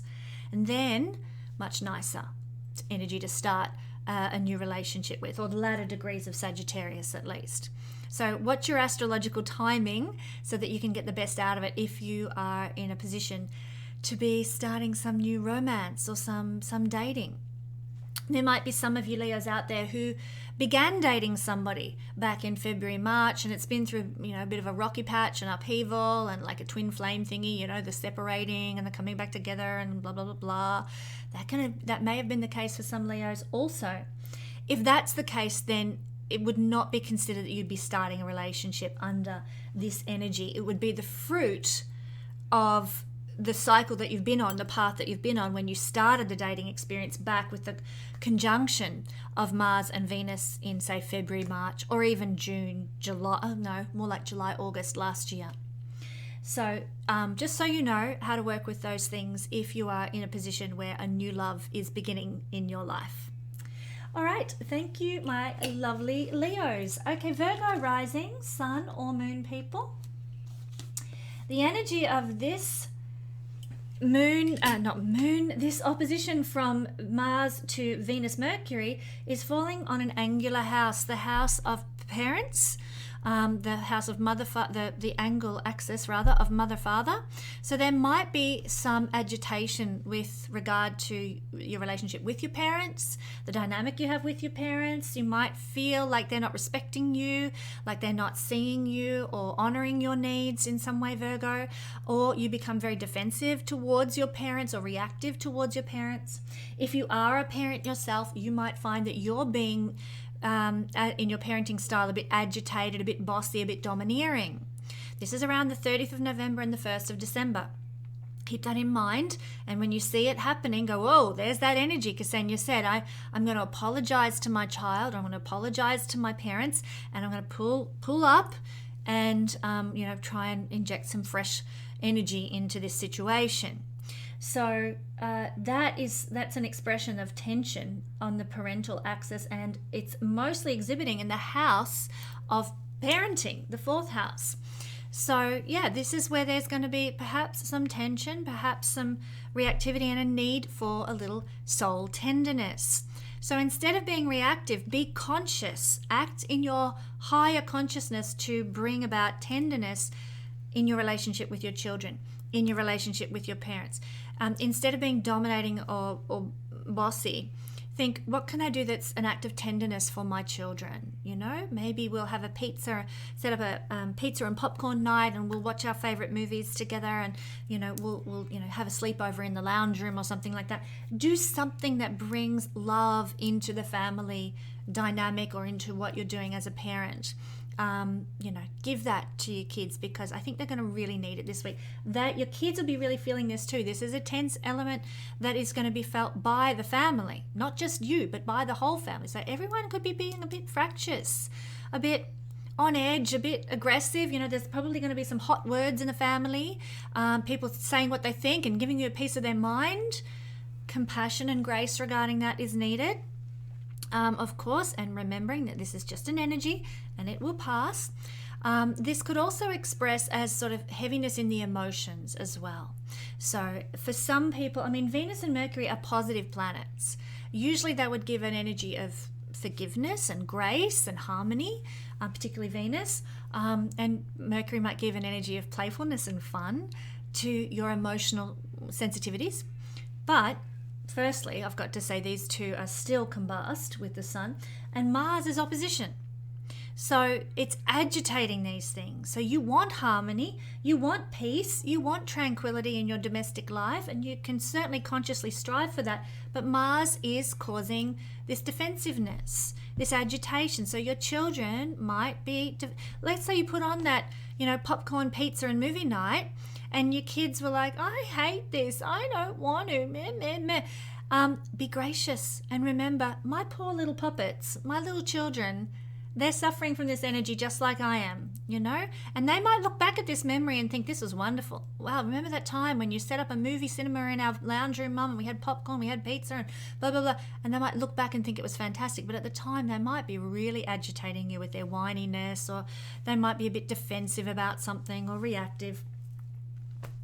Know where this is coming from. This is why astrology is so powerful, because it gives us knowledge. When we know why, we don't need to get uptight. We don't need to get upset. We just roll with the punches. That's what it's all about. So that's what I'm seeing for Virgo. Real focus here on the family unit and how to work with the family unit. Now, for those of us who don't have children, obviously this then might relate to your parents, because everybody's got parents, haven't they? But it also can, as I said, relate to your emotional sense of well-being. You are likely to feel deeply agitated and frustrated, even, over the littlest thing. So recognize again where that's coming from. The emotions of tension and frustration and feeling volatile because of Mars opposition here. Now, it's not a good day to be, I wouldn't go trying to decorate your home under this energy, unless you were trying to install maybe a new fireplace or something to do with fire, or something for the kitchen, like something to do with knives or heat. Mars energy might be able to be a bit transmuted there or be in your favor in that regard. But really, if you've got to buy something for the house or the kitchen, I'd put it off a day or two. Because this is just a frustrated energy, and you might buy something and then just continue to be frustrated with it ever after. You don't want that. Okay, yeah, I was going to say you might like to do some renovations. I wouldn't do anything big and significant under this energy. I wouldn't like be getting the saws and the hammers out and the drills and da-da-da-da-da. I'd perhaps, limit it to shovels, and picks, and maybe buy some new plants and flowers and pop them in the ground. The moon, after all, will be in its waxing phase, and it's better to do your gardening when the moon is waxing. So in that sense, it's good. Mars is tools, Venus is beautifying in the house to do with gardening. So that would be the best use of this energy in the domestic environment. And if you don't have a garden, plant some herbs on the windowsill.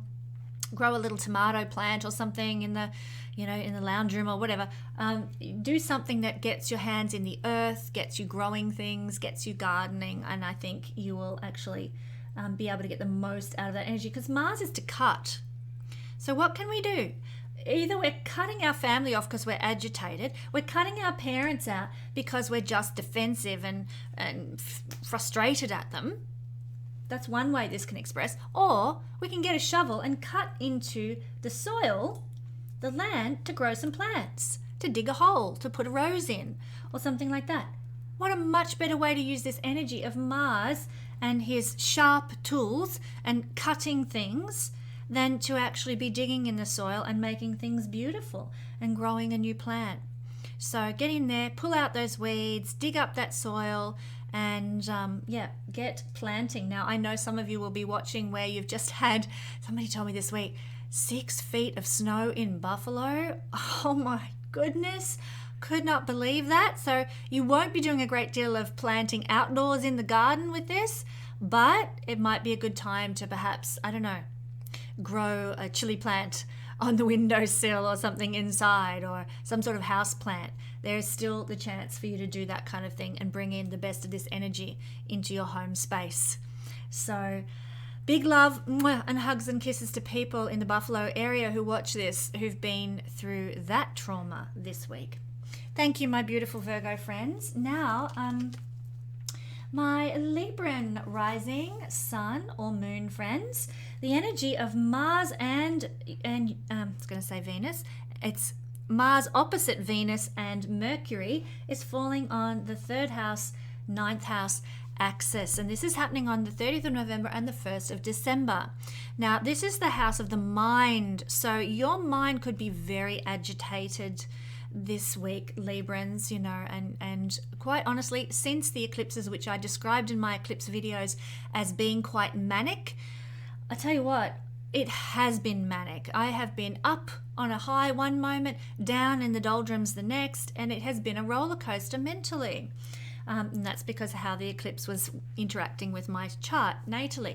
But this is an energy for the same kind of deal, where we are agitated mentally, where we might be defensive in our mind, where we might be reactive. Somebody says something online or on social media and we just blow up, you know, and we're like, how dare you, keyboard warriors. And, you know, don't buy into that. I try very, very hard. There's so many times in the day when I just want to do that sort of thing.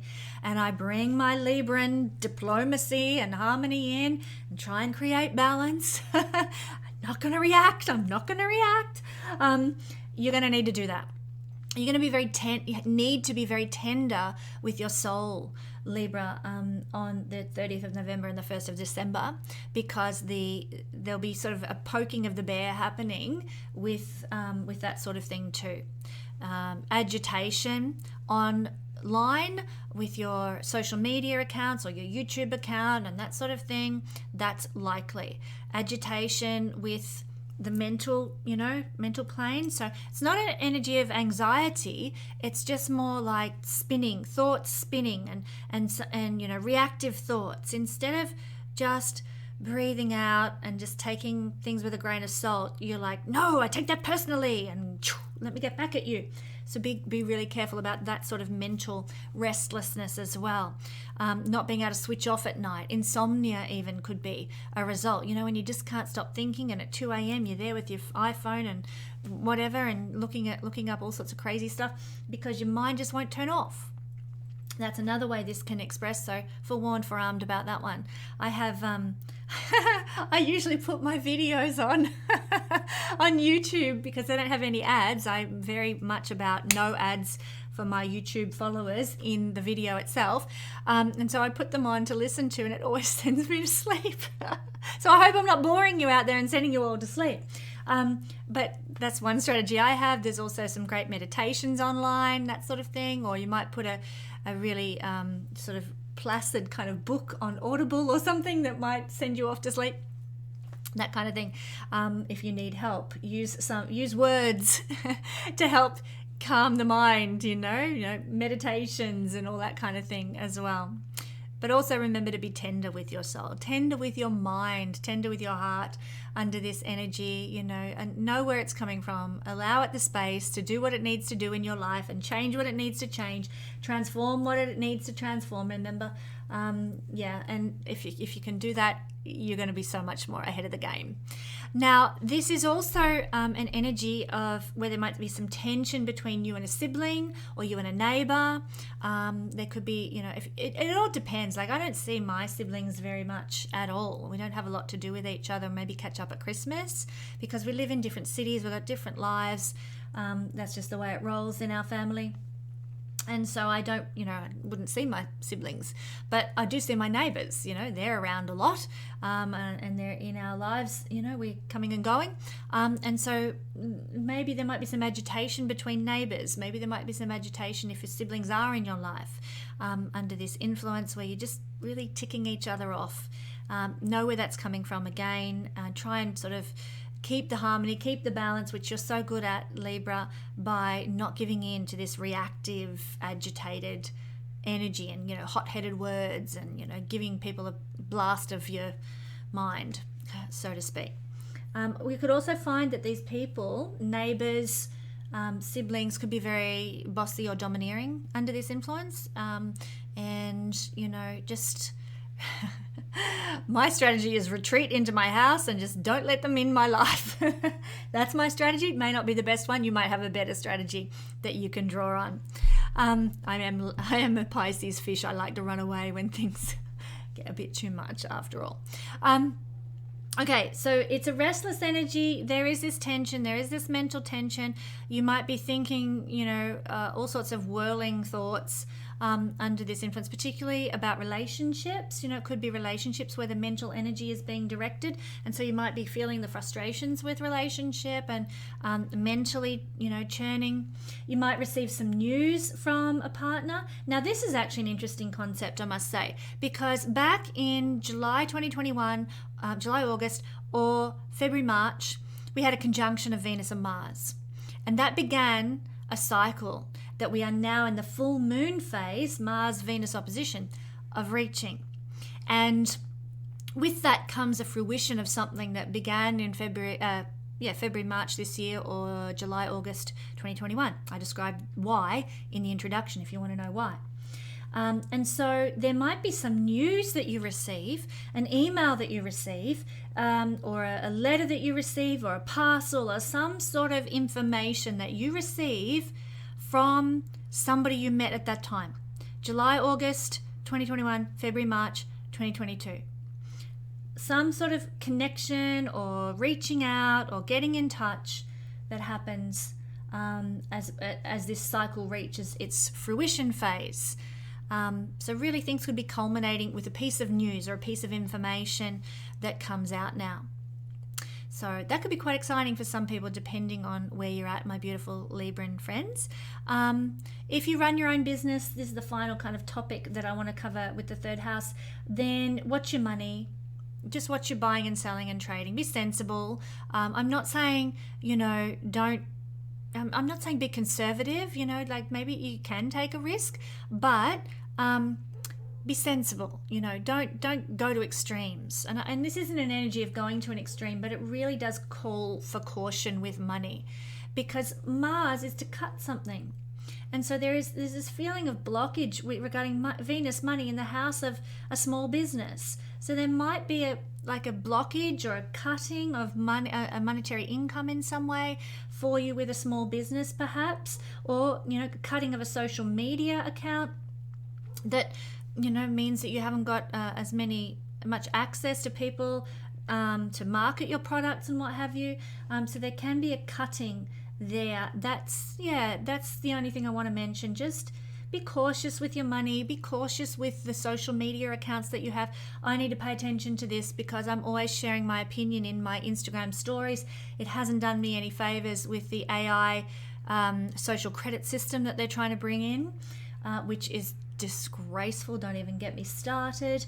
But excuse me, I need to just be very cautious as a Libra moon person this week about what I put online and how I am handling my small business, because there could be some sort of block or something cut out regarding those topics. Okay, so if you're a Libra person dealing with similar kind of things, be very cautious next week. If you can get through next week dealing with that sort of thing with diplomacy and caution, then you might come out the other side quite a-okay. Thumbs up. All right, and Scorpio, rising, sun or moon people, thank you so much for waiting until lucky last, my friends. But this is an energy of Mars and Mercury opposite. Not Mars and Mercury. I've been doing this the whole way through. Venus and Mercury opposite Mars on this axis of Gemini, Sagittarius, 2nd house, 8th house for you guys. And it's being felt on the 30th of November and the 1st of December. This is very much talking about some sort of agitation around resources. You know the kind of energy you see a child in the play sand pit at the park or whatever, and that's my truck and you're not having my truck. Won't share, won't. Well, that's what this energy is about. Being defensive about, that's my, collection of books, and you get all reactive about somebody wanting to borrow your shoes or whatever.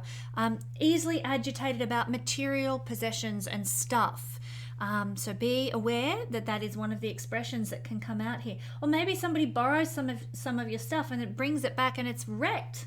You loaned them a book and it comes back all dog-eared with crosses and marks and things through it. And you're like, hang on, they should have bought me a new book rather than giving me this back in a state of, disgust. That sort of thing. So that can cause some agitation with you and other people about how they're treating your property, how they're respecting or not your property. So Scorpio, be aware of that as well. That might come up. Your soul might need a little bit of tenderness this week as you deal with your sense of agitation and reactivity around material possessions, okay? So be aware of that. You might find that yourself getting really like volcanic, let's say, about some material possession or something like that. And so be kind to yourself if you find that you're in that situation. And maybe you blow up over nothing. Maybe somebody brings you a coffee in a shop and you ask for oat milk and they bring you full cream or regular full cream milk. And you just lose your shit. And then you're like, oh my goodness, how embarrassing. This person just bought me food, 2nd house, and I just lost my shit because it wasn't what I'd ordered. And that's not like me, but it is like Mars opposite Venus in the 2nd house of food. So be tender with yourself, be kind with yourself. If you find that you are agitated in a situation like that, knowing where the energy is coming from. Pull up, apologize, take away the hot-headed words and be gracious, Scorpio, and work with this energy in a better way, because knowledge and consciousness gives you power to change these things, to work over and above the usual energetic impulses that the planets bring. So use it. Okay, this is a house of self-worth and self-valuing. Now, ordinarily, Venus here in your 2nd house, Sagittarius, can bring you a lot of positivity with that sort of thing. But this is an energy of tension and feeling like, an energy of tension regarding worthiness. Am I worthy?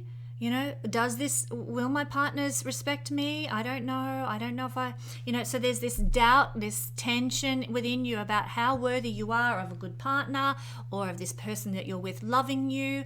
How come they've stuck with me for so long when they could have moved on? And we sort of doubt ourselves. I mean, Mars opposite Mercury can sort of bring sort of mental agitation. And we're sort of, in the house of our self-worth and self-value, we're doubting ourselves, we're doubting our worth and agitated about our self-value and, in our thought processes. Mercury and then Venus here has very much to do with our value and how we value things, how we assess things for their worth. So there's a lot of tension there that Mars can be bringing to how you are seeing yourself, how much you value yourself, and what you see as valuable in society. You might start looking out around you and see all these beautiful young women, and you might be like, you know what, I can't compete with that because now I'm getting older, my worth is diminishing, and you go down that terrible rabbit hole that is completely not true about your worth and your value in a sexual capacity. Mars opposite Venus, your sexual worth and value, and here in the house of what we value, you're really weighing that up and perhaps being very, very harsh on yourself. So if that happens and you start to sort of go into that energy of self-depreciation, pull up again, act with consciousness. This is Mars Venus and it's not true. Mars opposite Venus, it is not true. This is simply an energy that just needs to flow through me for some reason or another. I'm just going to acknowledge it. There it is. Let it go. So there might be, you might find that you are actually wanting some sort of a haircut. under this influence. You're inspired to go get a haircut. Mars is to cut. Venus in the house of hair to make you more beautiful. Is it a good energy to get a haircut under? I wouldn't say so. If a haircut was of great importance to you, I'd probably put it off. If you're like me and I just don't care, it's just cut it straight across along the bottom, and I don't care who does it. I get my daughter to do it most of the time. I couldn't give a damn about hair. I'm sorry to all the people who really care about hair and hairstyles and all that sort of thing, but we're all different and all wired differently. It's just not my bag. But yeah, then if you're like me and it's like no big deal, then it won't matter if you get a haircut under this energy. But if having a fancy hairstyle and a haircut is something that you consider with great importance, I'd probably postpone it. This is a tense energy, and you might not be happy with the outcome. What else can I say about this? Money and savings are seen from the second house.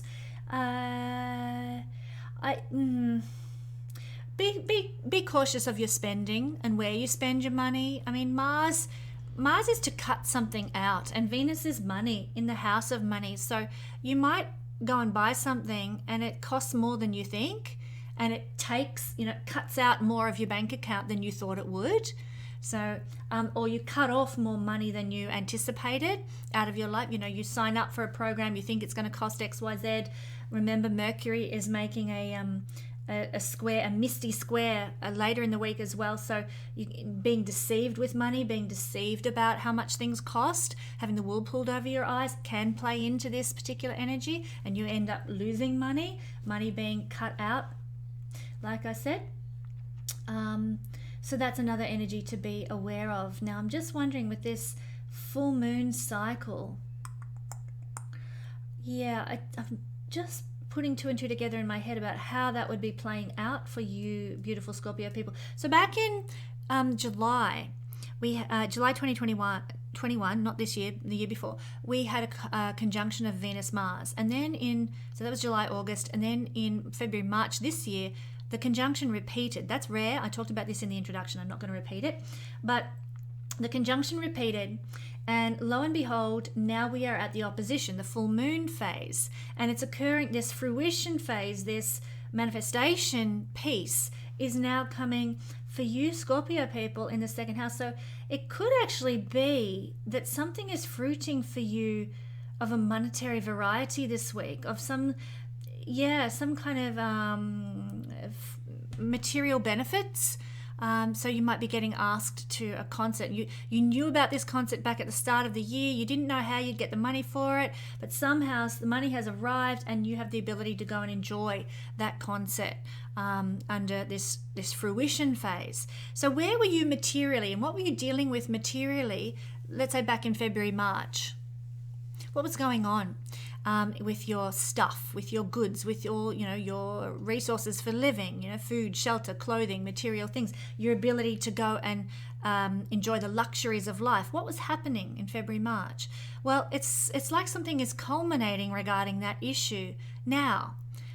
It might be to do with shopping, it might be to do with food, it might be to do with a concert, like I said, or that kind of thing. So I feel like there is definitely some sort of material culmination that is unfolding for you in the week ahead as well. Enjoy it, lap it up. I'm not saying I don't see it as being either good or bad. I'm just seeing it as the fruit of what was established back in February, March. So that is our journey around the horoscope for this week. Thank you, my friends, for joining me and traveling through the zodiac again. I will be back next week with another Astro Weather Report. But until then, know that you are loved and prayed for, and I am full of gratitude for you every day.